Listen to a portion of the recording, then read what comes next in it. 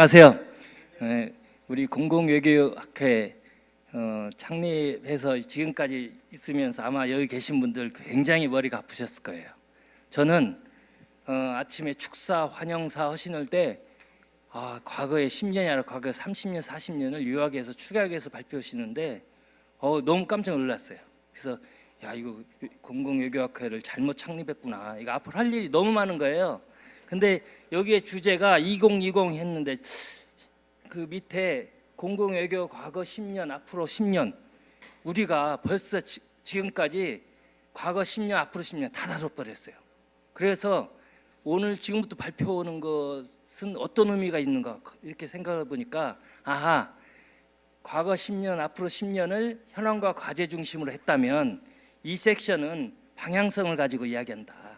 그러니까 코로나 바이러스 이걸 통해서 우리가 어떤 일이 벌어졌고 한국이 어떤 식으로 했는가를 외신에서 어떻게 다뤘는가, 굉장히 좋은 주제 선택을 한 것 같아요.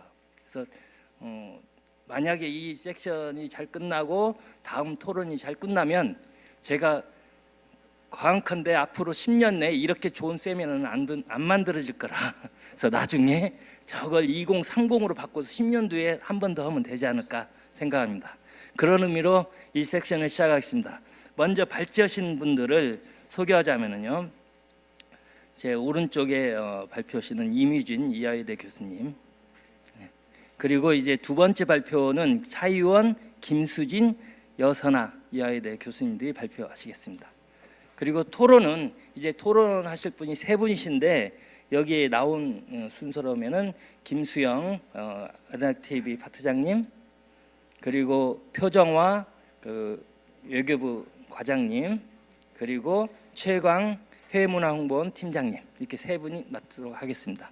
제가 드릴 때 시간을 발제 한 분당 15분 하고 30분이고, 그리고 토론은 한 분당 6분을 드렸습니다. 5분 토론, 1분 질문. 그렇게 하면은 48분에 제가 2분 해서 50분에 끝납니다. 그러면 나머지 약 30분이 남는데 20분이 남는데 20분은 플로어 질문을 받겠습니다. 플로어 질문하실 때는 30분, 30초로 30초. 여기 답변도 30초. 그렇게 하면 10개가 돼요. 질문이. 질의응답이요. 그렇게 해서 마치도록 하겠습니다. 그럼 먼저 우리 이미진 교수님 발제해 주십시오.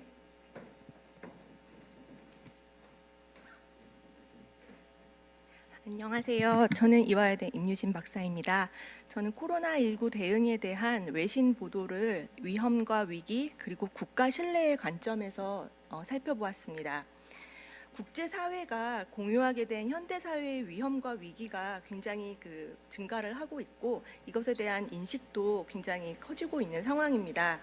그렇기 때문에 세계적인 감염병으로서 코로나19에 대한 한국의 위기 대응이 어떠한 방식으로 보도가 되었고 그렇기 때문에 긍정적인 평가를 받을 수 있었는지를 살펴보는 것은 향후 위기 상황에서 우리나라의 공공외교의 방향성에 대해서 우리가 전략을 미리 세워보는 데 있어서 굉장히 중요한 작업이라고 생각이 듭니다.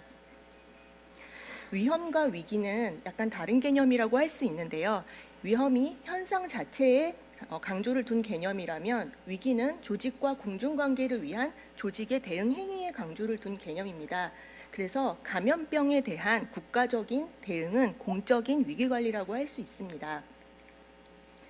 위험은 사회적으로 재구성된 주관적 인식이라는 학자들의 의견이 있는데요. 커뮤니케이션을 통해서 이 인식을 감소시키는 것이 가능하다고 보았습니다. 이게 사회 신뢰도 접근인데요. 위험이나 위기 커뮤니케이션의 목적을 사회 신뢰를 형성하는 데 두는 것입니다. 위험과 위기 상황에서 주체의 신뢰성에 대한 논의는 많은 연구들에서 지적이 되고 있고요. 특히 공공외교와 관련해서 국가 신뢰는 능력적인 요소와 도덕적인 요소, 즉 업무 수행 역량이나 정보 자원의 규모 효율성에 대한 능력적인 신뢰, 그리고 얼마나 깨끗하고 정직한가, 선의와 정직성에 대한 도덕적인 요소, 이 두 가지를 결합한 국가 신뢰에 대한 논의들이 과거로부터 많이 있었습니다. 그래서 저는 위험과 위기 상황에 있어서 공공외교 커뮤니케이션을 이러한 국가 신뢰 형성 관점에서 외신 보도들이 어떻게 보도했는지를 살펴보고 이것이 어떻게 긍정적으로 작용했는지를 살펴보고자 했습니다. 특히 그러한 그 보도를 살펴보는 데 있어서 저는 미디어 보도의 프레이밍 이론을 조금 초점을 맞춰봤는데요. 프레이밍이란 그 미디어가 현실의 특정 양상을 선택하고 현저하게 만드는 과정입니다. 그래서 과거로부터 그 위기 상황에 대한 미디어 프레이밍에 대한 기존 연구들이 다각도로 많이 있었고요. 특히 2015년도 유사한 위기로서 메르스 전염병에 대한 그 위기 상황에서 미디어 프레임이 어떻게 작용을 했는지에 대한 연구, 그리고 다른 그 위기 상황에 대한 미디어 프레이밍에 대한 연구들이 논의가 있었습니다. 본 연구의 목적은 한국 코로나19 대응에 대한 외신 보도의 프레임 소재를 파악하고 이러한 외신 프레임 소재들이 국가 신뢰 형성과 어떻게 관련되는지 의미를 해석하고, 그럼으로써 향후 이러한 위기 상황에서 커뮤니케이션 전략 수립을 위한 기초 자료를 제시하는 데 있습니다. 그래서 연구 문제 1은 외신 보도에 주로 나타난 그 대응 대처 프레임, 한국의 코로나19와 관련된 대응 대처 프레임의 형식적 특징은 무엇인가? 그리고 연구 문제 2는 외신 보도에 주로 나타난 대응 대처 프레임의 내용적 소재의 특징은 무엇이며 이러한 특징들이 국가 신뢰와 관련해서 어떠한 의미를 갖는지를 살펴보는 데 목적을 두었습니다. 분석 기간은 코로나 발생 시점인 2020년 1월 20일부터 4월 30일까지 주요 외신 보도와 국내 영자 매체를 중심으로 살펴보았고요. 워낙 그 방대한 기사기 때문에 대응 대처와 관련된 소재만으로 그 분석 대상 기사를 좁혔습니다. 그래서 형식적 측면으로는 뉴스의 유형, 뉴스의 논조, 그리고 정보원 등을 살펴보았고, 내용적 측면은 대응 대처 프레임 소재를 도출해서 유형화하는 데 중점을 두었습니다. 연구 문제 1과 관련해서 다음과 같은 결과들이 도출되었습니다. 연구 문제 1과 관련해서 뉴스의 유형으로는 스트레이트와 해설 분석 기사가 압도적으로 많이 나왔고요. 논조로도 긍정적인 논조와 중립적인 논조가 굉장히 많이 나왔습니다. 그리고 부정적인 논조와 혼합 논조가 살짝 있었는데, 외신 보도의 특징이 국내 보도가 어떤 매체의 특징에 따라서 일관된 논조를 제시를 한다면, 외신 보도들은 약간 혼합해서 긍정적인 그 논조와 부정적인 논조 또는 다양한 논조들이 제시되는 경우가 많이 나타났다고 볼 수가 있습니다. 그리고 뉴스 정보원으로는 대통령, 질병관리본부, 그리고 국무총리, 복지부, 지자체 관계자, 전문가들이 정보원으로서 많이 나타났습니다. 월별 대응도 대처의 주요 소재를 살펴보았는데요. 첨단 의료 기술 시스템에 대한 그 소재가 가장 많이 나타났고요. 그리고 정부의 정책과 관련된 소재, 그리고 국민성, 사회적 인프라에 대한 소재들이 많이 나타났습니다. 월별로도 이렇게 조금 차이가 있는 것을 확인할 수 있었습니다. 연구 문제 2와 관련해서 4가지 유형 소재가 나타났는데요. 첫 번째로는 첨단 의료 기술 시스템, 그래서 광범위한 진단 테스팅, 신속 정확한 진단, 드라이브 스루 시스템, 그리고 의료 시스템, 간혹 사생활 침해에 대한 내용도 있었습니다. 그리고 두 번째로는 정부 정책에 대한 프레임 소재가 나타났는데요. 여기서는 제일 많이 나타난 게 소통의 투명성, 정부의 리더십, 선제적 대응, 그리고 민주주의나 정책 지원, 그리고 정부 권한 행사 강화에 대한 내용들이 나타났습니다. 그리고 간혹 권위적인 정부라는 그 과거에 한국 정부에 대한 그 히스토리가 조금 언급된 기사들이 있었습니다. 세 번째로는 국민성에 대한 프레임이 나타났는데요. 성숙한 시민의식, 그리고 빨리빨리 유전자, 얼마나 빠른 것을 좋아하는 민족성을 가지고 있는지에 대한 언급이 있었습니다. 그리고 네 번째로는 사회 인프라에 대한 내용들이 나타났습니다. 조금 자세하게 제가 보여드리도록 하겠습니다. 첫 번째, 첨단 의료 기술 시스템 프레임 소재입니다. 여기서는 신속 정확하고 광범위하며 드라이브 스루라는 한국만의 독특한 시스템, 그리고 의료 시스템, 그리고 사생활 침해, 이 정도의 세부 프레임들이 나타났습니다. 첨단 의료기술 시스템은 신속 광범위한 검사와 진단 테스팅 시스템이라고 해서 빠르고 광범위한 진단이라는 이 프레임의 이러한 프레임 소재를 계속 반복해서 사용하고 있었습니다. CNN이나 워싱턴 포스트 등 이렇게 디지털 테크놀로지를 이용해서 굉장히 빠르고 10분 이내에 추적할 수 있는 이러한 시스템이라는 걸 강조하고 있었습니다. 마찬가지로 이코노미스트에서도 굉장히 높은 빠르고 신속하게 광범위한 테스트를 할 수 있었다는 내용을 다루고 있습니다. 단순히 광범위하고 신속하다는 것뿐만 아니라 한국만의 특징인 그 드라이브 스루 시스템에도 굉장히 많은 초점이 있었는데요. 첨단 기술력에 기반한 드라이브 스루 시스템이라는 것들을 많은 매체에서 이렇게 강조를 하고 있습니다. 의료 기술 시스템에도 초점을 맞췄는데요. 그냥 그 첨단 하이테크 그 기술이 아니라 한국의 의료 그 메디컬 시스템에 대해서도 많은 초점이 있어서 의료에 대한 한국의 의료 시스템에 대한 외신들의 관심을 알 수가 있었습니다. 한편 몇몇 외신들은 개인 정보 유출이나 사생활 침해에 대한 우려를 언급하기도 했는데요. 단순히 이 우려를 부정적인 논조로 언급한 것은 아니고 첨단 기술력을 긍정적으로 보도를 하면서도 한편으로는 이러한 한국의 빠르고 광범위한 진단 시스템이 사생활을 침해하는 것이 아닌지에 대한 우려를 함께 제시한 프레임 논조였습니다. 그리고 또 하나는 국가 간의 비교를 하는 그러한 프레임 소재의 외신 보도들이 많이 나타났는데요. 단순히 한국과 미국, 한국과 유럽을 비교하기보다는 한국과 유럽, 한국과 미국을 비교하면서도 아시아 내에서 한국, 일본, 중국 등 굉장히 다양한 레이어로 한국의 어떤 이런 기술력을 다른 나라의 기술력이나 진단 속도 또는 진단 범위와 관련해서 비교하는 것을 볼 수 있었습니다. 두 번째로는 현 정부의 정책 프레임 소재입니다. 여기서는 아까 말씀드렸듯이 소통의 투명성이나 정부의 리더십, 그리고 선제적 대응, 그리고 정부의 정책 지원 등이 언급이 되었는데요. 정부의 리더십이나 선제적 대응에 대한 외신 보도들이 눈에 띄었습니다. 민주주의 사회라는 그런 프레임 소재의 외신 보도들이 많이 나타났는데 이것은 이제 총선과 맞물려서 얼마나 민주적으로 이 코로나19 대응을 했고 그리고 이것이 한국의 민주주의 사회 시스템에 의한 것이다라는 그러한 논조의 보도들이 많이 나타났습니다. 특히 두드러진 것은 투명하고 정확한 정부의 소통이라는 정부의 소통 방식에 대한 칭찬이었는데요. 여기는 자유로운 언론 시스템에 대한 내용도 포함이 되어 있습니다. 그래서 투명하고 굉장히 정확하다 이러한 외신들의 보도가 지적이 있었습니다. 또 현 정부의 리더십과 주도적인 정책 운영에 대한 프레임 소재인데요. 정책을 운영하는 데 있어서 정부가 얼마나 주도적이었는지를 강조하는 뉴스 프레임입니다.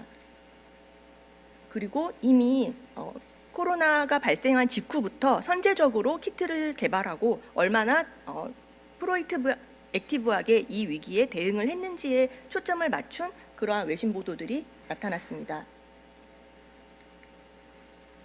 또한 정부의 다양한 정책 지원, 예를 들어 사회적 거리두기, 학교의 개학 연기, 생활자금 지원 등 다양한 정부 정책들의 이러한 지원 형태들이 언급이 되었습니다. 그리고 정부의 권한 행사의 강화에 대한 그러한 소재도 나타났는데요. 엄격한 검역, 그리고 투표 방역 지침, 위기 경보 상황, 그리고 국경 통제 강화 등 정부의 권한 행사에 대한 부분이 나타났습니다. 또 현 정부의 정책을 이렇게 방역 대응을 빠르고 신속하게 할 수 있었던 것이 또한 과거 정부의 어떤 전체주의적인 그러한 히스토리랑도 약간 연결이 되어 있다는 뉘앙스의 소재도 나타났는데요. 이러한 소재들은 한 몇몇 아주 극히 소수에서만 찾아볼 수가 있었습니다. 그리고 세 번째는 국민성, 시민협력과 시민의식, 그리고 타인을 배려하는 국민성, 빨리빨리 유전자, 이러한 국민성에 대한 프레임 소재가 나타났고, 네 번째로는 사회 인프라 프레임 소재로서 공공장소 소독이라든지 생활방역, 소독방역, 간호인력 등에 대한 소재가 나타났습니다. 이것은 높은 국민의식에 대한 프레임 소재이고, 자신보다 타인을 생각하는, 타인을 배려하는 이타 정신이 두드러진 민족이다라는 그러한 프레임 소재도 나타났습니다. 그리고 빨리빨리 유전자, 그러니까 국민성 자체가 굉장히 빠른 것을 좋아하는 국민이다라는 그러한 프레임 소재들도 나타났습니다. 사회적 인프라 프레임으로서 간호 인력들의 헌신에 대한 그러한 프레임 소재들도 나타났습니다. 그리고 지하철 등 공공장소 소독 방역에 대한 그러한 소재들도 나타났습니다. 이렇게 볼 때 주요 외신의 긍정적인 보도들이 지속적인 국내 보도자료 배포 노력에 기반해서 지속적이고 좀 더 그 전략적으로 우리가 노력한 그러한 결과에 의한 프레임을 기반으로 한 것임을 유추를 할 수 있었습니다. 특히 그 관련 부처들의 프레임 소재 앵글 개발과 키메시지 전달이 유효했다고 추론해 볼 수 있을 것 같습니다. 그리고 아리랑 TV나 국내 영자 매체들의 그런 활약을 볼 때 긍정적인 매체 그 보도 비율로 볼 때 국제적인 여론 형성에 기여하는 그 역할들을 유추해 볼 수 있었습니다.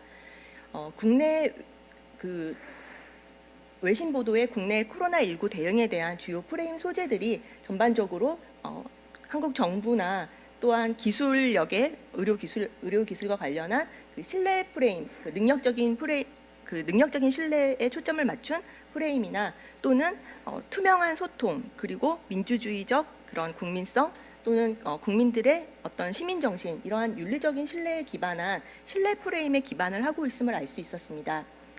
위기 위험 상황에서 국가 신뢰 형성의 원칙을 한 학자가 제시를 한 바 있는데요.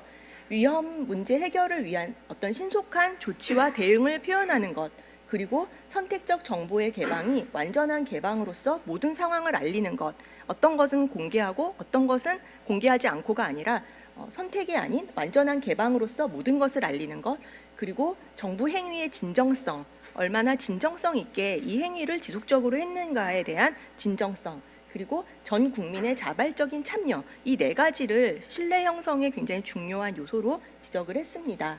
그래서 위기 위험 상황에서 과학기술의 문제를 커뮤니케이션과 시민 전 국민의 참여의 문제로 패러다임을 이동함으로써 신뢰를 형성하는 데 중요한 프레임을 저희가 만들어냈다고 저는 제시를 할 수가 있겠습니다. 아직 그 코로나19가 끝난 것이 아니라 여전히 진행 중이고, 한 학자는 그 위기 단계에 따른 메시지 프레임 강조의 변화가 필요하다고 설명을 하였습니다. 위기 발생 단계에서는 대처와 관련된 정보 제공형 메시지가 필요하지만, 위기 감소와 이제 점점 진행 단계에서는 사람들의 심리적 위로를 위한 조정형 메시지나 조직의 이미지를 좋게 해주는 그런 내재화형 메시지가 이제 점차 강조되어야 하는 시점이라고 지적을 했습니다.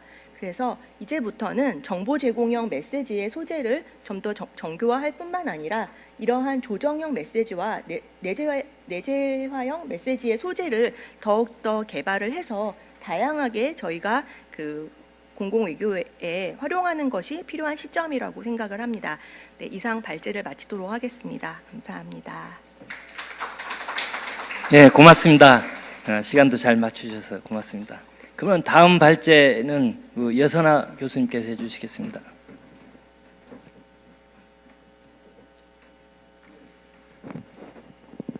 네, 안녕하세요.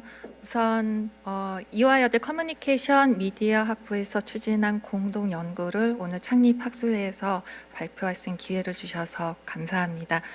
저희는 앞서 이제 코로나19와 관련 외신 프레이밍에 대해서 설명을 해 주셨는데, 실질적으로 공공에게 어떤 영향을 미칠 수 있는지에 대해서 연구를 추진해 보았습니다. 서론, 이론적 배경, 연구 가설, 연구 모형, 연구 방법까지는 제가 발제를 할 예정이고요. 분석 방법, 연구 결과, 결론 및 논의는 같이 연구를 추진해 주신 김수진 교수님께서 해 주시겠습니다. 잘 아시겠지만 3월 11일 세계보건기구는 세계적인 팬데믹을 선포하였습니다. 그래서 이 장기화되고 있는 위기를 어떻게 대처를 해야 될지에 대해서 각 국가별로 고심을 하고 있는데요. 이 위기가 어떨 때는 기회로 작용을 하기도 합니다. 특히 한국이 지금 기회다라는 외신 보도를 최근에 많이 보셨을 텐데요.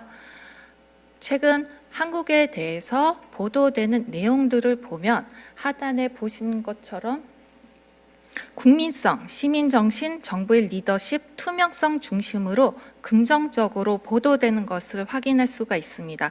물론 부정적인 반응도 있습니다. 시민의 자유 보장, 사생활 보호 부분에서는 부정적인 반응을 보이고 있습니다.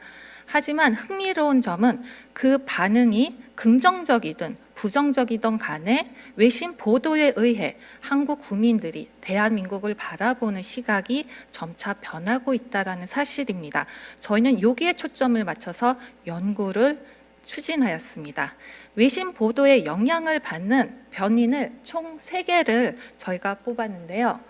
보시는 것처럼 평상시 정부에 대한 국민의 신뢰가 영향을 받고 대한민국 국민의 자존감 또한 영향을 받는다고 보았습니다.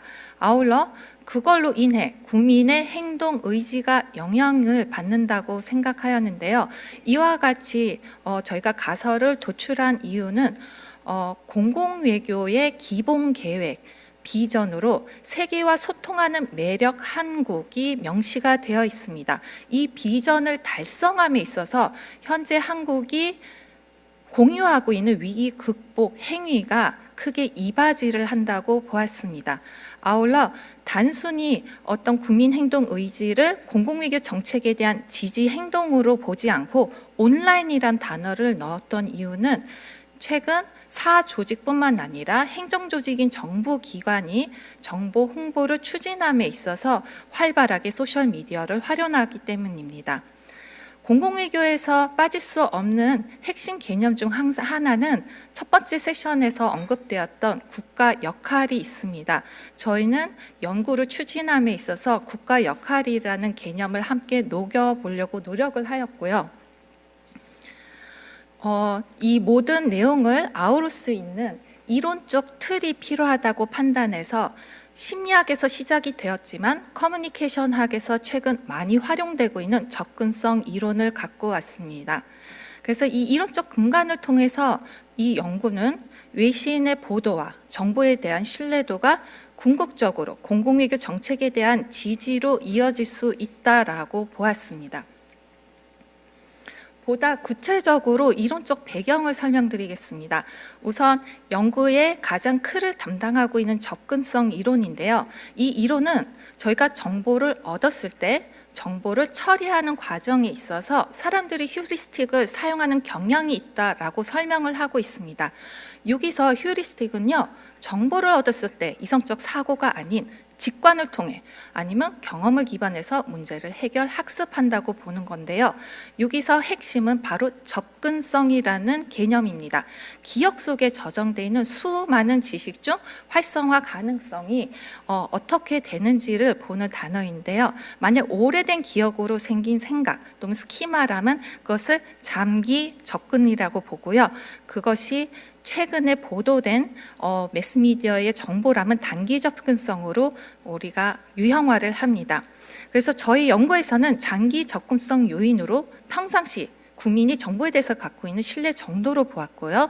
본 연구에서 상정한 단기 접근성 요인은 외신 보도로 보았습니다. 매체 환경의 변화와 정보 소통 그리고 온라인 지지 행동에 대해서 설명드리겠습니다.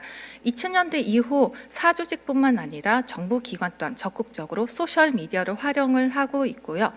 양성훈 교수님과 그의 동료들은 정부와 국가 간의 소통에 있어서 대표적인 대화 요소로 상호성과 개방성이 있다고 설명을 해주었습니다.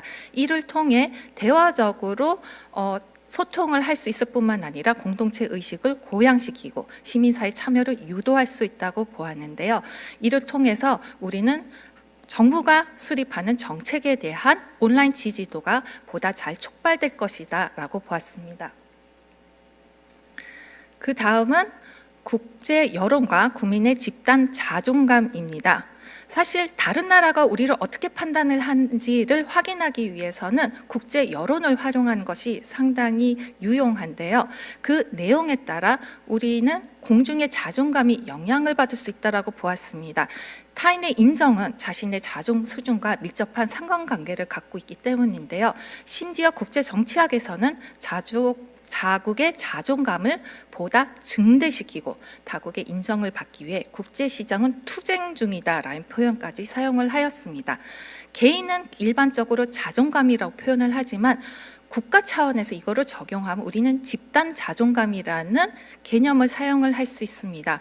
그래서 기존의 심리학의 연구 결과들, 그다음 국제 정치학에서 이루어진 논의를 합하면 한 국가는 자국의 생존, 그다음에 국가의 힘을, 국력을 증대시키기 위해 타국의 인정을 받기를 원하고 그 인정을 통해 그 집단에 속한 국민들의 자존감이 높아진다라는 가설을 세워볼 수 있겠습니다. 다음은 국가 공공외교와 국가 역할 이론, 한국의 자국 역할 인식입니다. 여기 계신 김태형 교수님께서 타국 공중들과의 소통을 통해 국제사회 속에 자국을 역할을 보여주고 이를 통해서 타국의 지지를 얻는 행위가 바로 공공외교라고 설명을 해 주셨는데요. 이 국가 역할을 연구하기 좋은 연구 틀이 저는 홀스트의 국가 역할 이론이라고 생각합니다.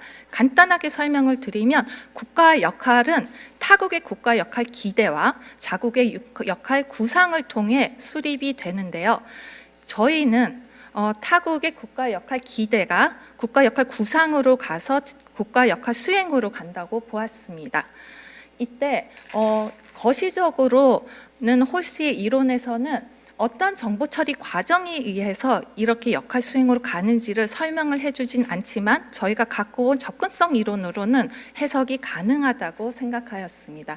그래서 국제 여론, 어떻게 하면 사회적 요구로 가서 국가 역할 수행으로 가는지를 보았고요. 네, 한국은 다양한 차원에서 봤을 때 중견국 역할을 수행할 수 있다는 것을 우리는 볼 수가 있습니다. 외교부는 2008년부터 국제 무대에서 과연 한국이 어떤 역할을 수행하는 것이 좋을지를 고민한 것을 알 수가 있는데요. 현재 다양한 연구 결과들을 정리해 보면 소집자 역할, 중개자 역할, 설계자 역할을 수행할 수 있다고 볼 수 있겠습니다. 그래서 지금까지의 논의들을 다 정리를 하면요, 과연 긍정적인 외신 보도가 있을 때 아닌 부정적인 외신 보도가 있을 때 이것이 한 정부에 대한 신뢰도와 어떻게 상호작용해서 정부의 소통에 대한 평가, 국민 자존감에 대한 인식, 그리고 최종적으로 공공외교에 대한 지지로 이어질지에 대해서 저희가 가설을 세워보고 여기에 최종적으로 지지 행동에 미치는 평상시 국가 역할에 대한 인식이 작용을 한다고 보았습니다. 동연구를 위해서 저희는 온라인 설문조사를 실시하였고요. 400명을 대상으로 설문조사를 실시하였습니다. 보신 것처럼 남성, 여성의 비율이 유사한 것을 보실 수 있고요. 이어서 교수님께서 해주시겠습니다. 네, 분석 방법부터 말씀드리겠습니다. 일단 본 연구에서는 9개의 가설과 1개의 연구 문제를 도출했는데요. 연구 문제 분석에 대해서는 구조방정식 모형을 설정해서 경로 분석을 했고요. 연구 가설에 대해서는 경로 분석을 했고, 연구 문제에 대해서는 헤이지의 조조 효과를 검증하는 방법이 있는데 그 방법을 사용해서 분석을 했습니다. 자, 보시면 첫 번째로 이제 본 연구를 통해서 외신의 미디어 프레임을 도출했는데요. 이 부분에 대해서는 제가 해외 문화 홍보원에게만 감사를 드리고 있습니다. 일단 거기서 이제 많은 부분을 정리를 해 두신 부분이 있어서 그 부분을 바탕으로 먼저 한 30여 개의 이제 프레임을 도출했고요. 탐색적 요인 분석을 거쳐서 이렇게 크게 대략 5가지 미디어 프레임으로 이제 묶였습니다. 그래서 여기서 보시면 거버넌스 프레임이나 격리 문화 프레임은 어떤 긍정적인 미디어 프레임으로 구분을 할 수가 있겠고요. 정부 책임이나 개인정보 침해에 관련된 그런 언론 보도는 부정적 프레임이라고 제가 이제 본문에서 설명을 했는데 긍정적이라고 표현하기는 좀 애매해서 일단은 부정적인 프레임으로 구분을 했습니다. 그 다음에는 이제 본 연구에서 아까 이제 연구 모델링을 한 그 관련 변수에 대한 그 신뢰도를 검증하였는데요. 다 괜찮게 나왔습니다. 자, 연구 결과 말씀드리겠습니다. 본 연구에서는 방금 전에 말씀드린 것처럼 긍정적인 미디어 프레임과 부정적인 미디어 프레임 그리고 정부에 대한 신뢰가 어떻게 상호작용해서 소통에 대한 인식을 거쳐서 국민의 자존감 그리고 궁극적으로 온라인 정책 지지에 어떤 영향을 미치는지 긍정적인 프레임 모델, 부정적인 프레임 모델로 이제 구분해서 보았는데요.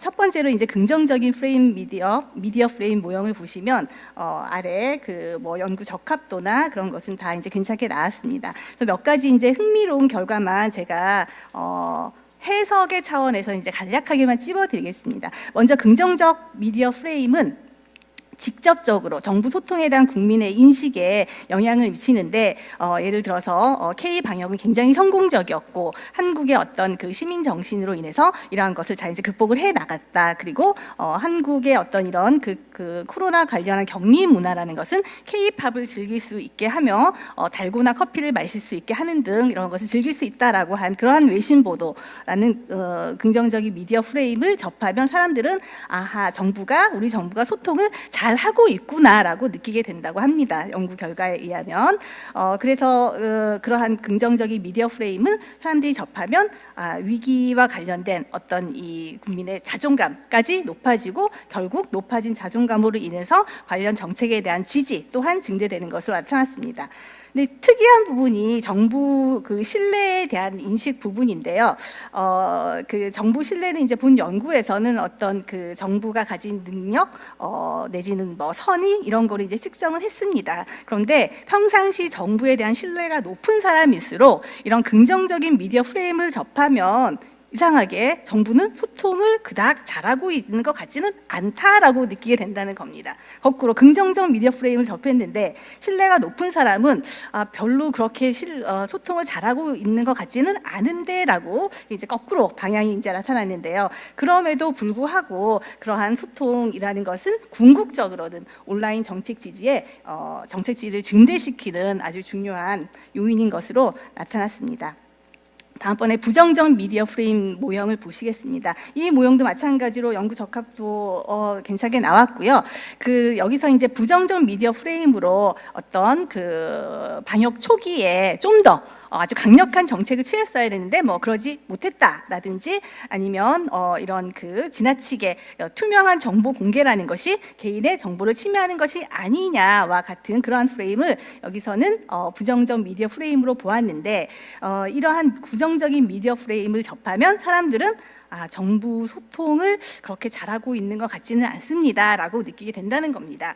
그런데 그럼에도 불구하고 이런 정부가 소통을 잘하든 않든 그런 인식에 관계없이 어떤 인식이라도 정부 소통에 대한 것은 국민의 자존감을 증대시키는 것으로 나타났습니다. 부정적이라고 할지라도 어쨌건 우리 정부는 굉장히 소통을 잘하고 있다라고 느끼게 만든다는 겁니다. 그래서 이러한 그 국민의 자존감을 높이고 궁극적으로 또 정책 지지를 높일 수 있는 중요한 부분이 됩니다.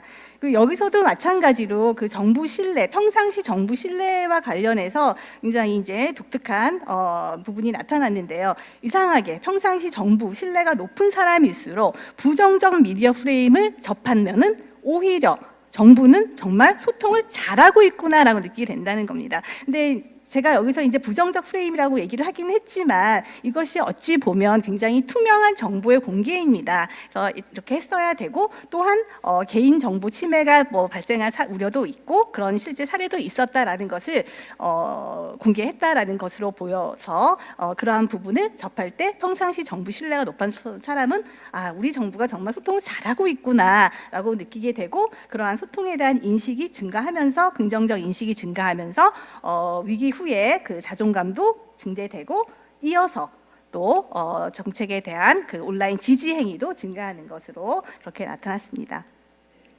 그래서 이제 그 지금까지 이제 말씀드린 부분에 대한 것을 이제 정리한 것이고요. 그래서 가설이 이제 검증된 부분이 있고 또 이제 방향성이 거꾸로 검증된 부분도 있고 이제 그렇습니다. 그런데 이제 그 부정적 프레임 모델과 긍정적 프레임 모델에서 이게 좀 재밌는 결과들이 나왔는데 공통적인 부분이 있습니다. 그것이 바로 국민의 어떤 그런 집단 자존감이 정책 지지에 미치는 그 과정인데요. 코로나 이제 위기와 관련해서 미디어 프레임을 막 접하고 국민의 집단 자존감이 한껏 높아졌는데 그래서 이제 정책 지지를 하게 되는데 그 과정에서 그 효과를 조절하는 변인이 있는데 그것이 바로 우리나라 국민들이 우리나라에 가지는 어떤 국가 역할 인식이라는 것입니다. 그래서 우리 앞서서 여 박사님께서 말씀해주신 그 어떤 그 중견국으로서의 역할 여러 가지 이제 세 가지로 분류를 했는데요. 소집자 역할, 중개자 역할, 그리고 설계자 역할 이렇게 세 가지로 구분을 해서 그러한 역할 인식에 대한 것이 이 정책 지지에 미치는 자존감의 역할을 더 강하게 하는지 좀 약하게 하는지 그것을 알아보고자 했습니다. 그래서 그 부분을 바로 이제 연구 문제로 설정을 했고요. 그 앞서서는 전반적으로 다 이제 정책을 묶어서 그냥 공공 외교 정책이다라고 했는데 여기서는 소집자, 중개자, 설계자 정책으로 이제 좀 구분을 해서 각각의 그 역할 인식이라는 것이 그 효과를 어떻게 조절하는지를 보았습니다. 그래서 첫 번째 이제 소집자 정책에 대한 그 효과를 보았는데 우리나라 역할을 중개자로 인식을 한다라고 했을 때 그 영향은 국민의 이제 집단 자존감이 온라인 정책 지지를 확 증대시켰는데 오히려 이러한 상황에서 우리나라 국민들이 우리나라는 중개자 역할을 한다고 생각을 했는데라는 것이 끼어들면 자존감이 정책 지지에 미치는 긍정적인 영향을 약화시킨다는 겁니다. 그래서 어떠한 해석을 내렸냐라고 보시면 우리나라 국가 역할을 중개인으로 인식할 경우에 소집자보다는 좀 더 많은 일을 할 수 있는데, 그러니까 예를 들면 이런 거죠. 이제 우리나라는 국장의 역할을 할 수 있는데 왜 반장의 역할만 하라고 하지라고 하는 이제 그런 정도의 비유로 설명을 할 수가 있겠습니다. 그래서 좀 더 큰 긍정적인 역할을 하는 걸로 기대하기 때문에 오히려 영향력은 줄어드는 것이 아닌가라는 해석을 내려보았습니다. 두 번째로 중개자 역할 정책에 대한 부분인데요. 이 부분에서는 앞과는 달리 우리나라 역할을 어떤 소집자 역할을 하고 있다. 중개자 역할에 대해서 우리나라가 어떤 소집자 역할을 하고 있다라는 생각을 하게 된다면 그 영향은 오히려 강화된다라는 거죠. 그래서 이렇게 좀 작은 역할을 하고 있는데 더 큰 역할을 한다고 하니 이러한 정책을 우리가 적극적으로 지지해야 되는 것이 아니냐라고 해서 긍정적인 효과는 더욱 강해진다라고 설명을 할 수가 있겠습니다. 다음을 보시면 이제 설계자 역할에 대한 부분인데요. 이 설계자 역할을 한다고라고 생각을 했을 때 요 앞전과 마찬가지로 우리나라는 소집자 역할을 하는 거 아니야라고 생각할 경우에 더 차원이 이제 더 할 일이 많은 그 설계자 역할을 한다고 할 때 그러한 정책 지지는 더욱더 그 효과가 커지는 것으로 나타났습니다. 그래서 이제 본 연구를 통해서 이제 그 여러 가지 재미있는 이제 재미있다고 말씀드려서 그렇지만 이제 저는 이제 의미 있는 결과라고 이제 보고 싶습니다. 그래서 미디어 프레임에 관한 부분, 외신의 미디어 프레임에 관한 부분과 평상시 정부 신뢰와 관련된 부분에 있어서 몇 가지 이제 말씀을 드릴 수가 이제 있겠는데요. 그 두 가지 그 프레임 그 모델을 비교해 볼 때 프레임 같은 경우는 직접적으로 이제 정부 소통의 정부 소통을 잘하고 있다 못하고 있다라는 거에 이제 영향을 미쳤는데. 그대로 긍정적인 프레임을 접했을 경우 잘하고 있다. 그리고 부정적인 프레임을 접했을 경우 뭐 좀 아니다라는 그런 직접적인 영향을 미쳤는데 정부에 대한 평상시 신뢰 인식도 마찬가지입니다. 그런데 방향이 거꾸로 나타난 거예요. 오히려 정부 신뢰가 높은 사람은 긍정적 프레임을 접했는데 이거 좀 아닌 것 같은데 라고 신뢰가 좀 감하는 그런 경향이 있고 부정적인 프레임을 접했을 때 오히려 그 신뢰가 증대하는 그런 현상이 나타났습니다. 이제 그럼에도 불구하고 정부 소통이라는 것은 결과적으로 국민의 자존감을 높이는데 굉장히 중요한 역할을 했다라는 것을 말씀드리고 싶고 이제 굉장히 많은 어떤 결과적인 해석과 어떤 그 의미를 뽑을 수 있겠다라고 생각을 했는데 이제 시간 관계상 간략하게만 말씀을 드리겠고요. 일단 본 연구를 통해서 이제 그 몇 가지 학문적 함의나 실용적 함의 그리고 이제 본 연구 이제 급하게 진행하다 보니까 또 굉장히 재현 그 한계도 이제 있습니다. 그래서 먼저 이제 학문적 함의에서 한 가지 가장 중요한 부분만 말씀드리면 앞선 그 발제 선생님들과 많은 교수님들이 말씀해 주신 바와 같이 어떤 외교학, 정치학, 국제학 그리고 PR 커뮤니케이션 학을 연결해서 정말 하나의 융합 연구로서 서로 이제 지평을 확대할 수 있는 그런 기회로 삼을 수 있지 않을까라는 생각을 하게 되었고요. 그리고 이제 실무적 함의에서 본 연구에서는 이제 메시지 프레임, 미디어 프레임, 외신의 어떤 긍정적인 보도 프레임에 대한 그 부분을 연구했는데요. 이러한 것을 좀 더 이제 구체적으로 보았을 때 아까 앞전에 많은 선생님들이 컨텐츠가 제일 중요하다라고 말씀을 하셨는데 결국 그렇다면 우리가 위기 상황에서 공공 외교와 관련한 어떤 정책적 메시지, 어떤 프레임에 대한 고려와 컨선이 필요한 것인지에 대해서 생각을 해보고 이것이 구체적인 어떤 정책적인 함의로 이어질 수 있지 않을까라고 생각을 해보았습니다. 그리고 이제 앞으로 그 후속 연구에서는 본 연구에서는 이제 기존 연구를 바탕으로 마치시죠. 네네 그 세 가지 국가 역할만 이제 얘기를 했는데 앞에 후속 연구를 통해서는 좀 더 많은 어떤 국가 역할에 대한 논의로 이어지기를 바라고 있습니다. 네, 감사합니다. 네, 고맙습니다. 네. 우리 세 분 좋은 연구를 해서 발표 시간이 짧았지만은 잘 들어왔습니다. 그러면 저 앉아 있는 순서로 해서 혹시 회사에 대한 또는 자기 자신에 대한 역할 좀 간단히 소개하고 토론해도 됩니다. 그러면 김수영 파트장님께서 말씀해 주시겠습니다. 예, 안녕하세요. 저는 아리랑 TV에서 뉴스 파트를 맡고 있는 김수영입니다. 방금 발제를 들으면서 지난 반년 동안 저희 뉴스팀이 얼마나 바빴는지가 다시 주마등처럼 스쳐왔습니다. 그 외신의 대한민국 코로나 대응에 대한 보도 내용을 굉장히 체계적으로 잘 정리한 논문이었다고 생각을 하고요. 그 세계적으로 번져가는 팬데믹 공포 속에서 가장 먼저 위기를 진정시킨 한국에 대한 관심이 뜨거웠었고, 한국에서 프로야구가 개막을 하거나 4월 총선이 무사히 치러지거나 온라인 계약을 하거나 이런 구체적 사건들이 모두 다 외신에서 신속하게 주요하게 보도되는 걸 보면서 이제 대한민국이 글로벌 뉴스의 중심지구나 이런 걸 느낀 기간이었습니다. 연구에서도 이제 밝혔듯이 첨단 의료기술 시스템, 정보정책, 국민성, 사회 인프라라는 핵심 프레임 소재들이 외신에서 집중적으로 보도가 되는데요. 이러한 보도들은 단순히 뉴스를 읽는 데 그치지 않고 수용자들이 한국에 관해서 이제 문제를 정의하고 한국의 상황에 대해서 평가를 하고 도덕적으로 평가를 내리는 근거가 된다는 점에서 대한민국 국가 차원의 어떤 경쟁력, 국격에 대한 국제적 여론을 형성하는 데 결정적인 역할을 했다라고 저는 생각하고 있습니다. 예를 들어서 미국의 퓨 리서치 센터가 실시한 조사에서도 미국인들은 전 세계에서 한국이 가장 위기 대응을 잘했다라고 답을 할 정도였습니다. 이렇게 코로나19 대응 모범 사례로서 외신들이 긍정적인 보도들을 쏟아냄으로써 우리나라의 국가적 위상은 한껏 올라갔다라고 모두 다 느끼고 있는데요. 이러한 프레이밍이 외교 정책에 대한 지지로도 이어질 수 있다는 연구 두 번째 발제문은 연구라고 생각이 됩니다. 외신의 긍정적인 프레임이 미치는 효과들을 구조 방정식을 통해서 분석함으로써 여론 형성과 실천적 함의를 이해하는 실마리를 제공하고 있는데요. 위기 상황에서 수용자들의 뉴스를 통한 가용 정보 습득과 이에 따른 국가 역할에 대한 인식의 변화가 어떻게 국가에 대한 신뢰감과 집단적인 자존감 상승에 영향을 주게 되는가에 대해서 논리적으로 설명을 하고 있습니다. 특히 긍정적 외신 보도에 힘입은 수용자들의 집단 자존감 향상이 대한민국의 외교적 위상을 향상시킬 수 있는 전제가 될 수 있다는 점을 강조함으로써 어떤 국민의 지지 기반, 공공 외교 정책에 대한 국민의 지지 기반을 확보하는 데 대해서 이해의 폭을 넓혀주고 있습니다.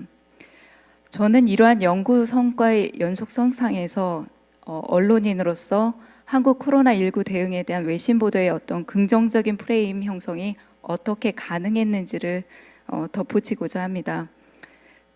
오늘 많이 인용되었던 조세프 나이가 쓴 소프트 파워에서도 국제사회에서 자발적인 해설자와 수용자들의 존재가 소프트 파워 형성에 결정적인 역할을 한다라고 강조를 했습니다. 국제 여론은 굉장히 무질서한 정보 속에서 어떤 이야기가 과연 설득력을 갖고 있는가에 대해서 형성이 되기 때문에 국내 정책을 국제사회에 제대로 알리기 위해서는 외신 기자단의 역할이 중요하다는 것입니다. 이러한 관점에서 저는 코로나19에서 그 외신 기자들과의 커뮤니케이션의 성공 포인트를 좀 짚어보고자 합니다. 첫째로 저희는 중국과 달리 초기부터 객관적인 수치 데이터를 투명하게 공개했습니다. 언론의 취재 관행이라는 것이 있는데 언론은 매일매일 새로운 이야기를 전달하기를 원합니다. 코로나19라는 팬데믹이라는 굉장히 광범위한 현상 속에서 기자들은 늘 새로운 정보, 새로운 사실적인 팩트를 찾아 헤매는데 한국 정보는 일관성 있게 매일매일 투명하게 정보를 제공을 했고 최근에 각광을 받고 있는 데이터 저널리즘에서도 굉장히 유용하게 활용되었습니다. 그래서 그러니까 극적으로 한국의 확진자 수가 이제 줄어드는 그래프에 대해서 외국은 뷰티풀이라는 찬사를 늘어놓았는데요. 그러니까 이러한 객관적인 정보를 바탕으로 저는 외신 기자들이 스스로 자율적으로 한국이 왜 성공했을까를 추구했던 것, 그것이 저는 성공의 원인이라고 생각을 합니다. 기자들이 능동적으로 한국의 장점들을 발굴하기 시작했고 한국의 긍정적인 측면을 보도하려고 했던 것, 저희가 객관적인 정보를 제공했을 뿐이지만 그 외신 기자들이 그 컨텍스트를 찾아내고 그 의미 부여를 인과관계를 찾아내면서 한국에 대해서 숨겨져 있던 많은 장점들이 외부인의 눈으로 새롭게 체계적으로 논리적으로 전파됐던 것, 이런 것이 저희는 K방역의 스토리텔링에 굉장히 1분 남았습니다. 예, 좋은 역할을 했다고 생각합니다. 그리고 두 번째, 그 외국 언론과의 어떤 브리핑에서 보다 더 심도 깊은 정보들을 다양하게 제공했던 거, 예, 외교부와 해외 문화 홍보원에서 했던 기자들이 궁금해하는 것에 대해서 직접적으로 정보를 제공하려는 노력, 이런 것들이 단순한 사실 정보를 넘어서 깊이 있게 한국 사회를 이해하고 싶어하는 외신 기자들에게 풍부한 정보를 전달하는 데 도움이 됐다라고 생각합니다. 마지막으로 이제 영어 매체들이 저희 아리랑과 같이 영어 매체들이 적극적으로 뉴스 보도를 해서 드라이브 스루라든지 프라이버시 침해가 최소화된 컨택트 트레이싱 보도와 같은 내용들을 생생하게 전달함으로써, 그러니까 구체적인 스토리텔링으로서 한국 상황을 전달하는 것이 가능하고 그것이 1차적으로 의제 설정 효과를 저는 가져왔다라고 생각합니다.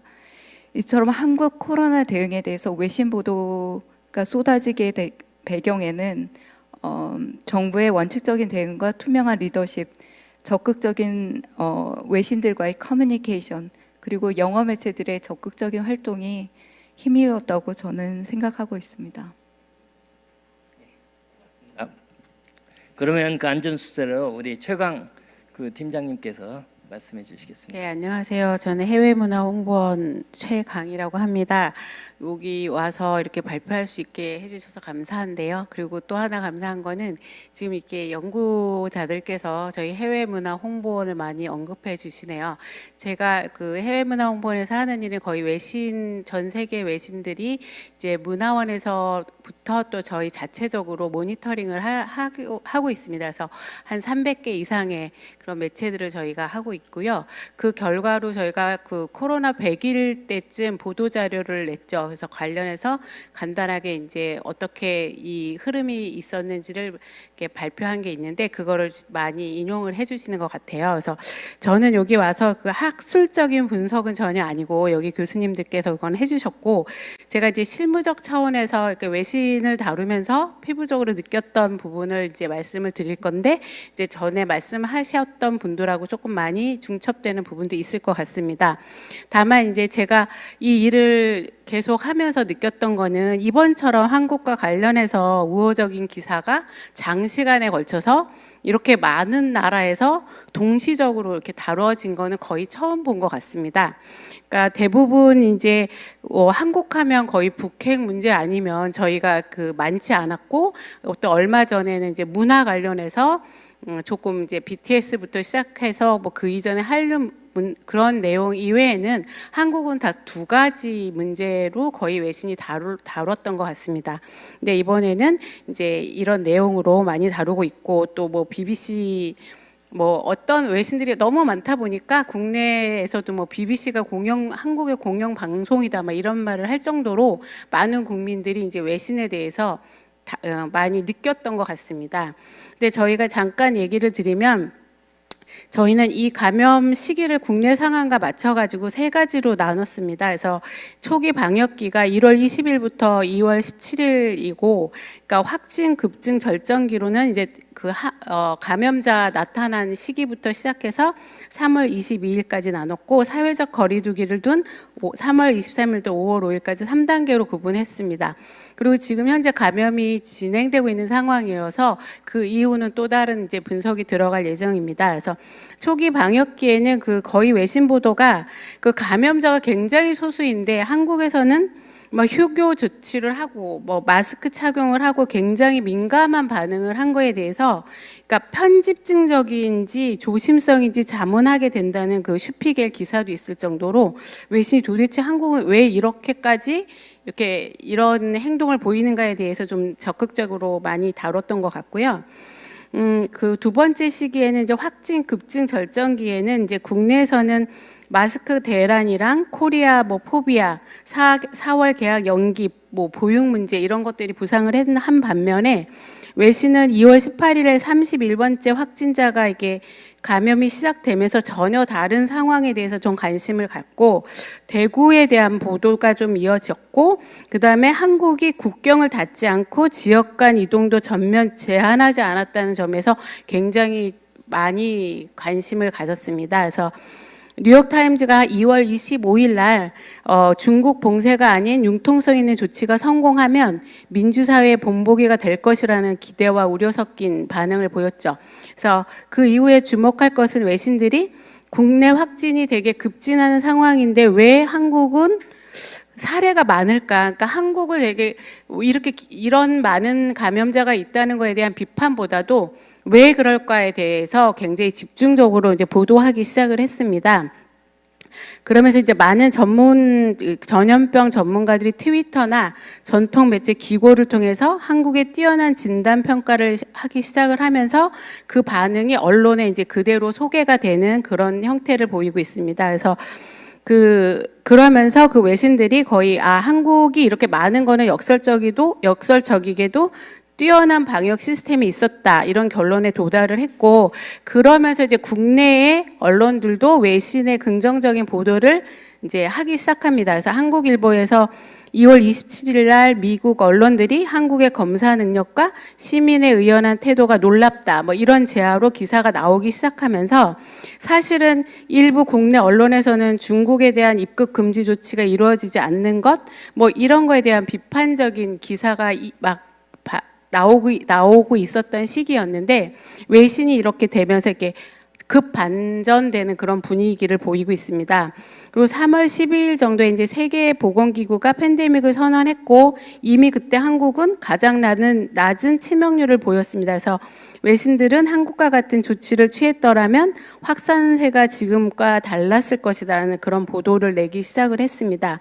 근데 저희가 가장 중요하게 생각을 하는 거는 그 이 시점에 정부의 PR 방식이라고 생각하는데 여러분이 말씀해 주신 것처럼 해외문화홍보원에서 그러니까 31번째 확진자가 나오고 집단 감염이 시작되면서 이게 자칫하면 국가 이미지나 이런 부분에서 잘못된 그런 시그널을 줄 수 있을 것이라는 생각을 하고 이 내용이 이제 그 단순히 국내 문제가 아니라 글로벌 이슈인 만큼 외신에 대해서도 이제 정확한 정보 제공이 있어야 된다고 생각을 했고 외신들도 역시 정부에서 좀 뭔가 정확하게 그 자료를 제공해주고 설명해주길 원했습니다. 그러니까 거의 대부분이 국내 언론을 중심으로 모든 자료 제공이 이루어졌었기 때문에 그거에 대해서 저희가 이제 2월 28일 날 이제 중대본 영어 통역을 제공하기 시작을 했고 3월 9일 날 정보 합동 브리핑을 실시했습니다.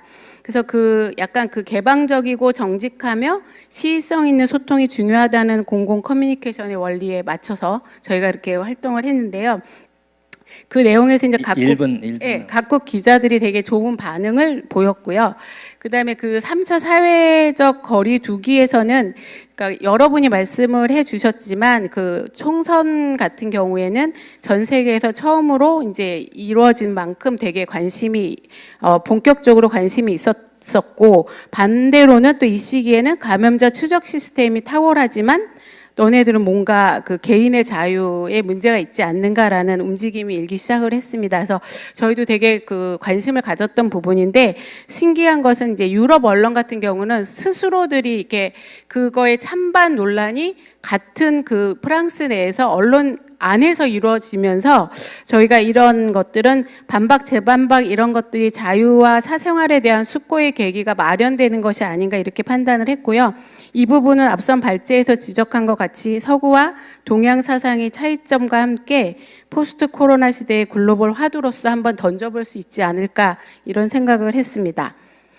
그리고 저희가 이제 그 자존감 문제를 보면은 저희가 그 저희 스스로 분석을 한 거는 당연히 이런 외신들이 많이 보도해 줌으로써 국내 언론하고 달리 국민들이 되게 자부심이 있었고 또 이 내용들이 국내에도 많은 그런 그러니까 여론조사가 이루어졌는데 근데 외신으로 인해서 자존감이 높았는지 이 부분을 저희가 지금 연구 중이고요. 지금 분석하고 있는데 이런 부분들과는 달리 어쨌든 그 K-방역이라는 게 문화나 사회가 모두 다 결부된 결과인 것 같아요. 외신들이 보도하는 내용을 보면.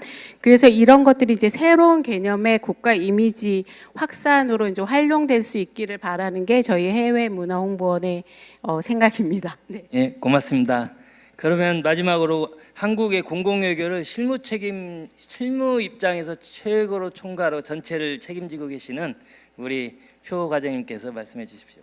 네, 안녕하세요. 저는 표정화 외교부 공공외교 총괄과장입니다. 지금 제 2세션 주제가 미디어와 디지털 공공외교인데요. 그 외교부는 그동안 미디어를 활용한 공공외교 활동을 꾸준히 전개해 왔습니다. 저희 외교부의 공공외교 활동을 그 공공외교 대사께서 방송, 언론, 인터뷰를 통해서도 알리고 퀴즈 온 코리아, K-팝 월드 페스티벌 같은 외교부 행사들도 방송사와 공동 주관하는 형태로도 협업을 해왔습니다. 그리고 특히 올해는 우리나라가 유네스코에 가입한 지 70주년이고 그 6.25 전쟁이 발발한 지 70주년이 되는 해인데 다큐멘터리부터 예능까지 다양한 매개체를 통해서 그 국내외 분들께 그 의의를 알렸습니다. 공공외교에 있어서 미디어의 활용은 코로나19 대응 과정에서도 이어졌는데 우선 강경화 외교장관님께서 다양한 외신과의 인터뷰를 통해 우리의 대응 현황을 정확히 알렸고 세계 각지의 재외공관에서도 TV, 라디오 인터뷰, 기고문 게재, 그리고 우리 각 국내 부처에서 제작한 자료와 콘텐츠들을 현지 언어로 소화해서 현지 언론사에 꾸준히 제공을 했습니다. 이러한 콘텐츠 중에는 그 일부에서 제기한 개인정보 침해 우려에 대해 대응하는 인포그래픽도 포함되어 있습니다. 그 코로나19 확산으로 인해 비대면 활동이 증가하면서 외교부로서는 디지털 공공외교 비중을 늘리는 동시에 가속화하고 있습니다. 대표적으로는 우리의 코로나19 대응 원칙과 국제 연대 메시지를 트러스트라는 키워드에 맞춰서 카드 뉴스와 동영상으로 제작한 트러스트 캠페인, 그리고 이미 국내외 많은 유명 인사들이 참여를 했고 언론에도 이제 다수 보도가 되어서 그 로고가 익숙할 수 있겠는데요. 그 코로나19를 함께 극복하자는 연대의 메시지를 담은 스테이 스트롱 캠페인, 마이클 샌들 등 해외 석학과의 대담 시리즈, 6.25 전쟁 참전용사 대상 마스크 지원, 그리고 참전국 정상들의 영상 메시지 제작 등을 들 수 있습니다. 저희 재외공관에서 이러한 디지털 콘텐츠들을 재외공관을 통해서 해외에도 전파를 했고 저희 공공외교 총괄과에서도 주한공관과도 공유를 했습니다. 그 공공외교를 추진할 때 중요한 원칙 중에 하나가 쌍방향인데요. 여기에 맞춰서 서로의 콘텐츠를 서로의 SNS에 업로드해가지고 공유를 했습니다. 이를 통해 이제 국제 연대 메시지를 구체적으로 실행을 했습니다. 외교부는 이제 올해부터 주한 외국인을 대상으로 한 너도 나도 한국 알기, 언박싱 코리아라는 프로그램도 시작을 했습니다. 이런 식으로 공공외교의 외연 범위도 확대를 하고 있습니다. 발표자분들께서는 국민들의 정부에 대한 평상시 신뢰, 그리고 소통에 대한 인식과 공공외교에 대한 온라인 지지 행동 간 이제 상관관계에 대해서 분석을 하였습니다.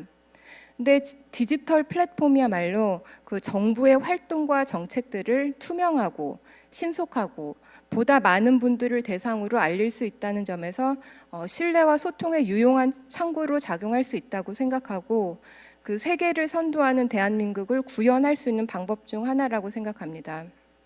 외교부로서는 디지털 플러스 공공외교라는 브랜드를 가지고 디지털 플랫폼을 통한 이제 소통 강화뿐만 아니라 정부 부처 간 조율 기능 강화, 빅데이터 분석 및 활용, 인포데믹 대응 등 그 역할과 기능을 확대하는 것을 모색할 수 있습니다.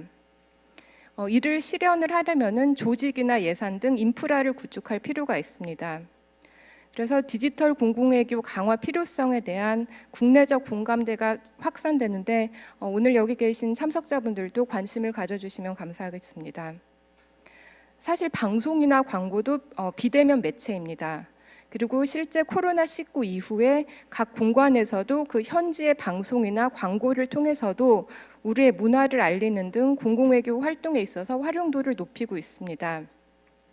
근데 공공외교라는 것이 그 대상이나 콘텐츠가 워낙 광범위하기 때문에 외교부로서는 디지털 공공외교에 주안점을 두는 가운데 다양한 온 오프라인 매체들을 활용을 해서 현지 맞춤형으로 외국 국민들과 쌍방향으로 소통을 이어나갈 필요가 있다고 보고 있습니다. 즉 찾아가는 공공외교도 계속하면서 찾고 싶은, 찾게 되는 그런 콘텐츠들을 효율적으로 전파할 수 있는 그런 디지털 공공외교 활동을 병행해 나가고자 합니다.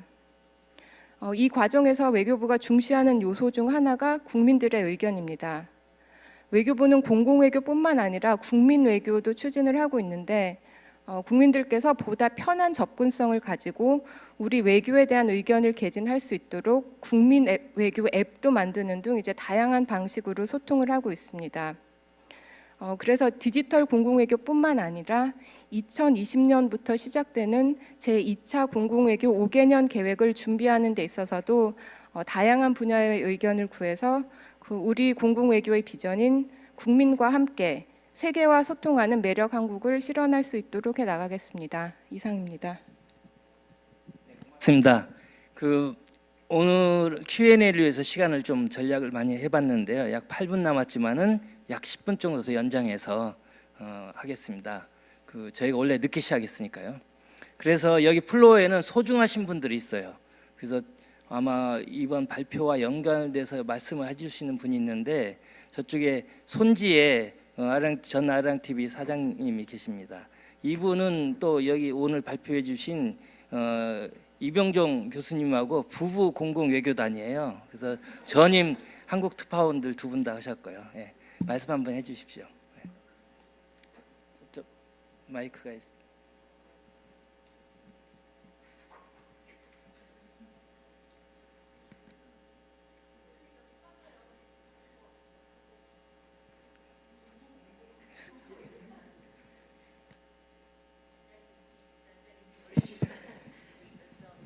부부가 알아서 결정하십시오. 단장 부단장은. 감사합니다.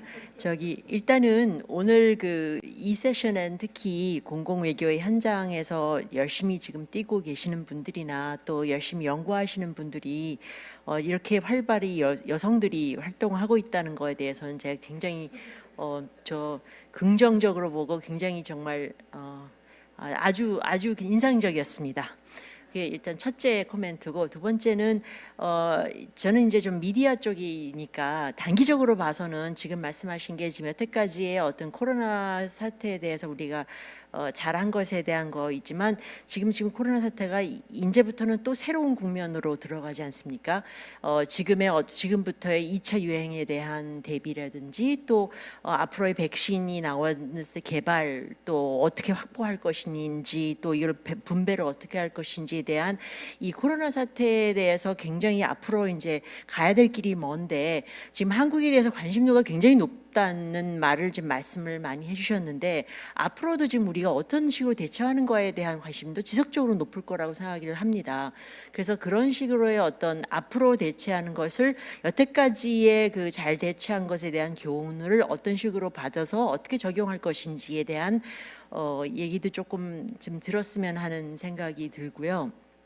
또 이제 이거는 이제 마지막 코멘트지만, 이런 식으로 앞으로 정말 아까도 표 과장님이 말씀하셨지만 이 코로나 사태로 해서 국제적인 지각 변동이라고 얘기를 하고 있습니다. 그래서 어떤 식으로 지각 변동에서는 새로운 신세계에 있어서의 우리 공공외교가 어떤 식으로 적용을 해 나가야 되는지, 방법론적인 측면도 물론이지만 어떤 콘텐츠적에서 우리가 지금 받은 이러한 이 관심을 우리가 어떤 식으로는 글로벌한 더 높은 가치로, 우리의 공공의의 가치로 우리의 콘텐츠를 바꿀 수 있는지에 대한 고민도 많이 해봤으면 합니다. 네, 오늘은 이렇게 이상입니다. 감사합니다. 고맙습니다. 그러면 여기에서 자가격리 2주간 해가지고 오신 분 있습니까? 저는 딱 한 분 알고 있어요. 김장열, 콜로라도 스테이트 유니버시티의 김장열 교수님, 퍼블릭 디플로머시를 가르치고 있습니다. 말씀해 주십시오.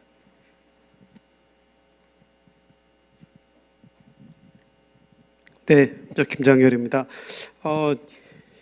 오늘 너무 좋은 말씀 많이 들었고요. 사실 제가 며칠 전에 코로나 19 관련해서 북챕터를 하나 넘겼는데, 오늘 좀 이 자리에 듣고 했으면 좀 더 좋은 북챕터를 쓸 수 있지 않았을까 좀 생각이 좀 드네요.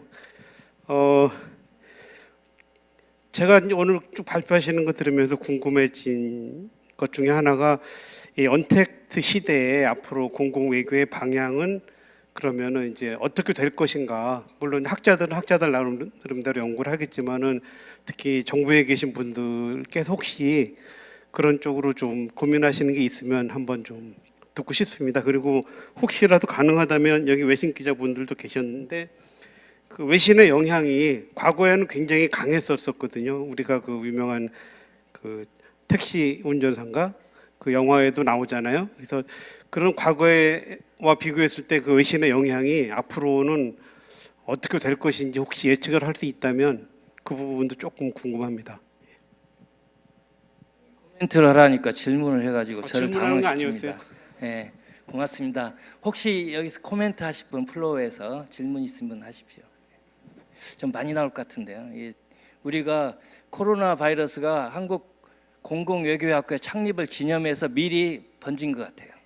그래서 이런 주제를 잡아주고 정말 한국 국가가 공공외교를 어떻게 하는가 모범을 만들라고 코로나 바이러스가 일어난 것 같아요. 긍정적인 면도 있네요. 그러고 보니까요.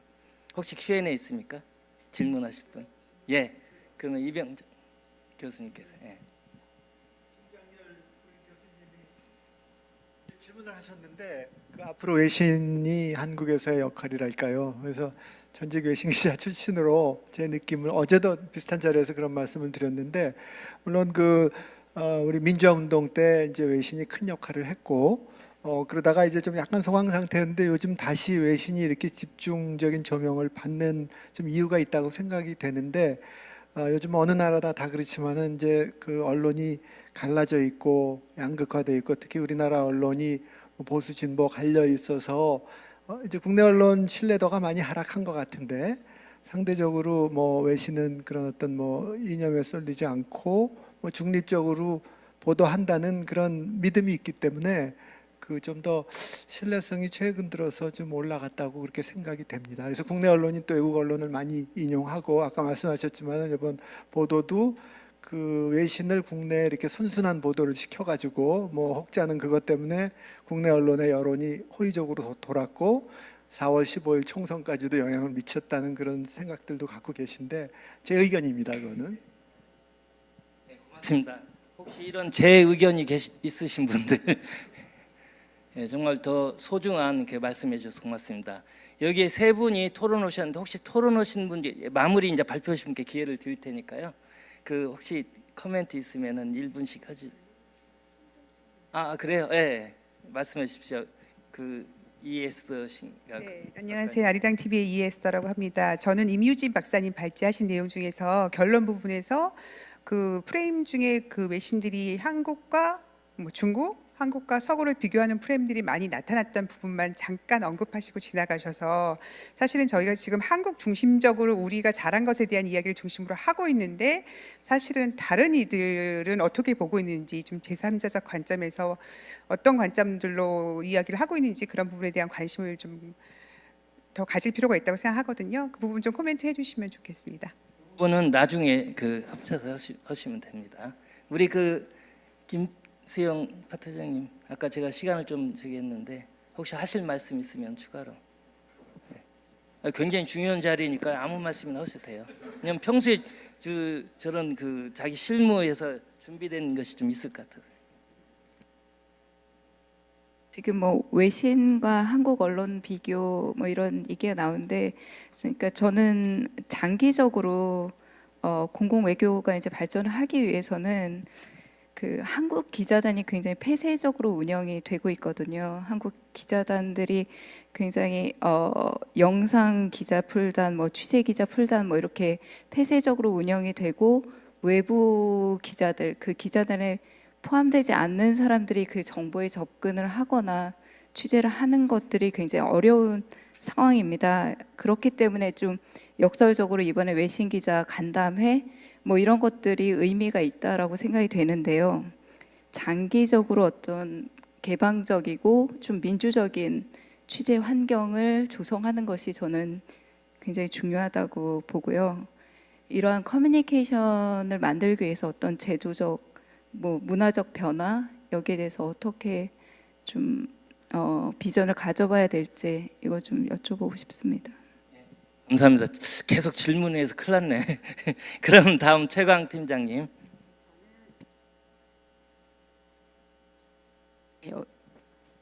잘 들리시죠? 저는 어쨌든 이 내용을 보면서 아까도 말씀드렸지만 역시 컨텐츠가 가장 중요한 게 아니었나 생각이 됩니다. 그래서 코로나라는 사실은 되게 비극적인 사건이었지만 이거로 인해서 저희가 대응을 잘한 부분이, 그러니까 다른 나라에 비해서, 왜냐하면 다른 나라랑 다 준비되지 않은 상황에서 저희가 좀 준비되어 있었던 그게 부각이 되었고, 제가 계속 생각을 하는 거는 이게 어떻게 보면 그러니까 저희가 준비는 잘 되어 있었지만 이 사안에 대해서는 우연적인 부분이 있었고, 그리고 이 기사가 나기 시작하면서 저희가 이제 프레이밍 얘기도 나오긴 하지만 이제 기사가 많이 나오면서 저희가 모든 기고와 뭐 인터뷰, 자료 제공 뭐 이런 부분을 되게 거의 몰아치기로 많이 했죠. 그래서 그 부분으로 이제 뭐 외신들이 많이 자료를 받았기 때문에 이제 뭐 기사를 쓰게 되고 우호적인 프레이밍이 형성됐다고 생각은 하지만,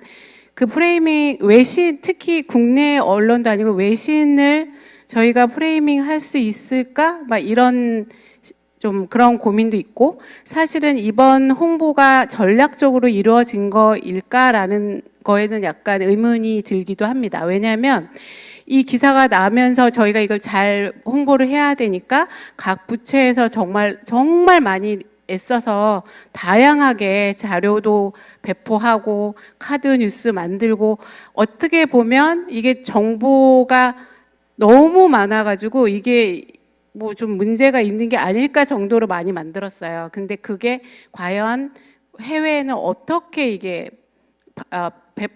어떻게 이게 받아들여지고 배포가 됐는지에 대해서는 의문입니다. 그래서 이게 자체적으로 저희가 문화원에도 막 뭐 배포하고 했지만 그게 그러면 현재 어떻게 지금 이게 전파되고 그걸 정말 받아들인 부분에 대한 고민도 있고요. 그래서 좀 그래서 전략적으로 홍보를 해야 된다고 늘상 말을 하는데 아직까지 그 전략을 어떻게 가지고 가야 할지에 대해서는 아직 정부에서도 정확하게 있는 것 같지 않아서 그것도 역시 고민입니다. 네, 고맙습니다. 그럼 표 과장님. 저는 질의하신 사항에 대해서 그냥 간략하게 말씀을 드리자면요. 세 가지 정도로 이제 향후 방향에 대해서 생각을 해볼 수 있습니다.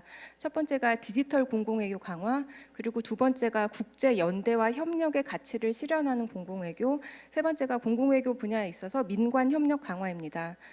디지털 공공외교 강화는 많은 분들께서 이제 콘텐츠의 중요성에 대해서 얘기를 했는데 저희가 가지고 있는 문화, 지식, 정책 공공외교별 그런 콘텐츠들을 현지 수요에 맞게 그렇게 양적, 질적으로 확대하는 방향을 추진을 하고 있습니다. 국제연대와 협력의 가치를 실현하는 공공외교 관련해서는 저희가 국제사회와 공유를 할 수 있는 게 그런 방역이나 보건 외에도 아주 다양하다는 것을 그런 다양한 국제회의 계기에 이제 알릴 수 있는 방안도 있다고 생각합니다. 그리고 첫 번째 세션에서 이제 많은 분들께서 이제 민간의 역할에 대해서 말씀을 해주셨는데 외교부로서도 적극 공감을 합니다. 그런 민간 부분에서 창의적인 아이디어가 나올 수 있도록 그런 민관 협력을 강화를 해 나가려고 하고 있습니다. 고맙습니다. 마치 기자회견 같은 기분이 드네요. 자, 든든합니다. 국가 입장을 이렇게 말씀해 주셨어요. 그러면 우리 발제하신 두 팀께 각각 2분씩 드리겠습니다. 그럼 먼저 그 이미준 교수님께서. 것 관련해서 아직 분석이 완벽하게 끝난 건 아니지만 간혹 예상치 못했던 프레임 소재들을 발견을 했는데 말씀하셨던 국가 간 비교에 대한 그런 부분들이 상당히 많이 눈에 띄어서 외신들이 한국을 어떤 미국이나 유럽과도 비교를 하지만 아시아 내에서 일본이나 중국과도 다 개별 국가로서 이렇게 구분해서 인식을 하고 있고 한국에 대한 대응을 보도를 하면서도 일본과 중국이랑 계속 비교를 하는 것을 보면서 우리나라만의 독특한 어떤 문화적 배경이라든지 이런 것들을 좀 더 앞으로 해외 홍보할 때 소재로서 발굴을 하는 것이 필요하겠다라는 생각이 들었습니다. 그래서 어떤 우리나라만의 어떤 앵글을 그냥 단순하게 홍보의 소재로 사용하는 것도 좋지만 앞으로는 이제 일본이나 중국 같이 이렇게 아시아 내에서의 인접 국가들 또는 유럽이나 미국과의 어떤 차별화된 우리나라만의 어떤 독특한 점들을 부각하는 그런 것들을 발굴하는 소재 발굴이 조금 외국 외신들한테 흥미 있게 이게 다가가겠구나라는 생각이 들었습니다. 그래서 요거는 아까 질문하신 것에 대한 답변입니다. 네. 고맙습니다. 그럼 여선아 김수진 팀께서 해주십시오. 예, 시간이 별로 없어서 뒷배경 하나만 말씀을 드리면 제가 자존감이란 변수에 관심을 갖게 된 게 핀란드 사례를 통해서 영감을 얻었습니다.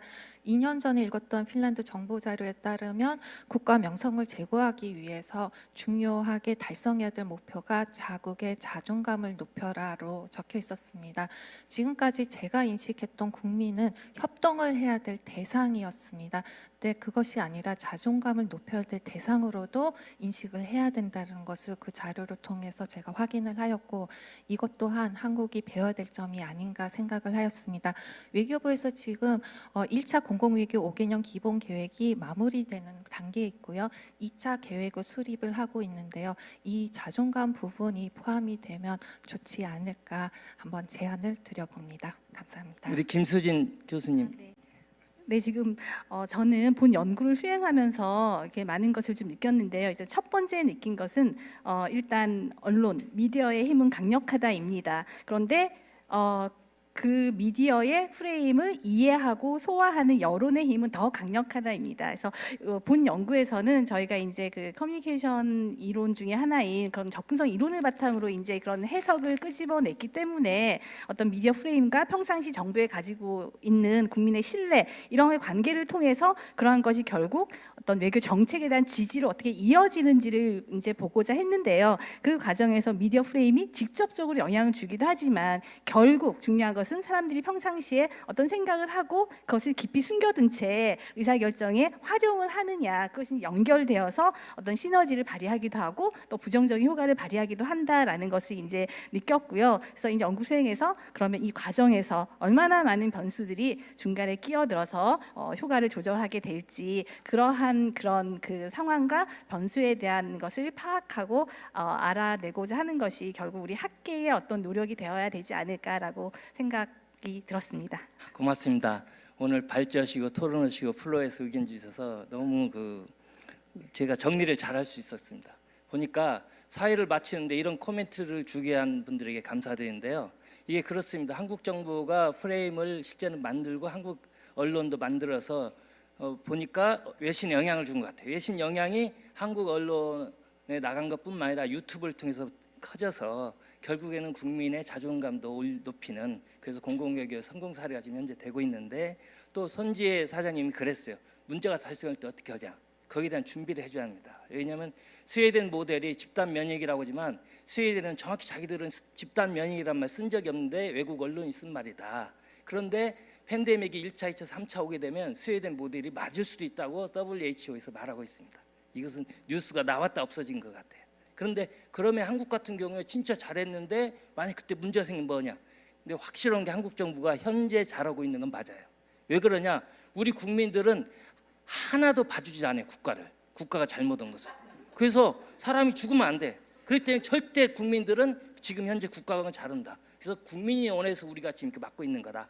그렇게 말씀할 수 있고, 우리는 노인 65세 이상의 지하철 공짜를 해주는 국가는 우리밖에 없어요.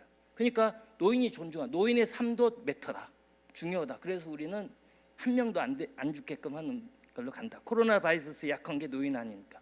그런 논리를 정부가 만들어주고, 문제는 이런 논리가 만들어지기 전에 문제가 발생할 것 같아요. 잘못하면. 왜 그러냐면 외신이 우리를 보도하지만 우리가 외신에 영향을 주거나 우리가 직접적으로 외국에 영향을 줄 수 있는 매체가 없어요. 솔직히 저는 BBC나 CNN이나 유로뉴스나 이런 걸 쭉 보면 계속 거기를 통해 보고하는데, 가디언이나 이런 걸 보는데 우리는 없어. 그래서 이번 기회에 아까 김태환 교수님도 말씀하셨는데 아리랑 뉴스나 또는 아리랑 TV나 그 KBS 국제방송 합쳐서 아시아권을 커버하는 BBC나 CNN과 같은 유로뉴스 정도 되는 그런 방송을 하나 만들어야지 우리 목소리도 만들어지면서 세계를 주도하는 공공의회가 되지 않을까라는 생각됐습니다. 오늘 여러분들이 이렇게 발표를 잘 해주시고 토론을 해주셔서 마무리를 제가 이렇게 해줄 수 있는 기회가 된 것 같습니다. 하여튼 참여해 주셔서 감사합니다. 이걸로 마치겠습니다.